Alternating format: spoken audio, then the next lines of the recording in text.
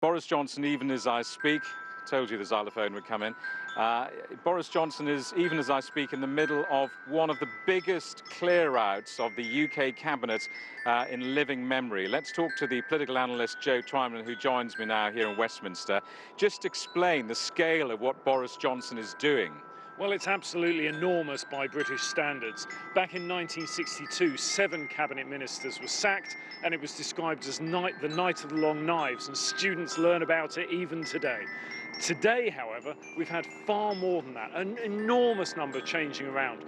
10 people sacked, I believe 17 changing position, though the numbers keep going up.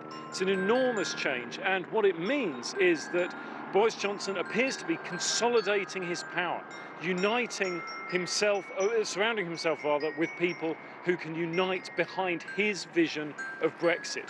And that raises some interesting questions about what happens next, because all those people who had been in the cabinet are now effectively forming a shadow cabinet on the backbenches, no longer constrained by the kind of rules that they would have been had they stayed in the government. And this is high-risk strategy, isn't it? Because these people who have either been sacked or stepped down because they knew they were going to be sacked will now be on the backbenches, potentially causing trouble for the new Prime Minister.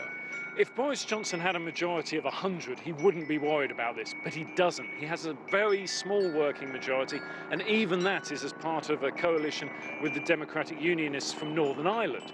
It's a majority of 3, and so every single vote counts. And so to sack 10 people from your cabinet and have them on the backbenches raises enormous questions about whether he'll be able to get his legislation through. Not just Brexit legislation, but all the legislation around his domestic agenda. It's an enormous gamble at a very fragile time, and only time will tell if it pays off or not. World leaders are going to be watching Boris Johnson's speech at Downing Street tonight. How will it be received, do you think? What is the message that goes out from the new government in London? The message that Boris Johnson is hoping to send out is that he is willing to negotiate on Brexit, wants to get a deal, but at the same time is not willing to take anything from Europe if it's not in his and Britain's interests. And so there are red lines on the timing. It has to be concluded by the 31st of October. And he's also said that he will leave without a deal. It remains to be seen if that will actually occur, but there's lots of negotiating still to come with the European leaders and world leaders more generally. Now, the newspaper headline writers will be hard at work, even as I speak, writing tomorrow's front pages. I mean, how do you sum up a day like today? Well, it's been historic. The question that people will be asking over the coming days and coming weeks is it historically good or historically bad?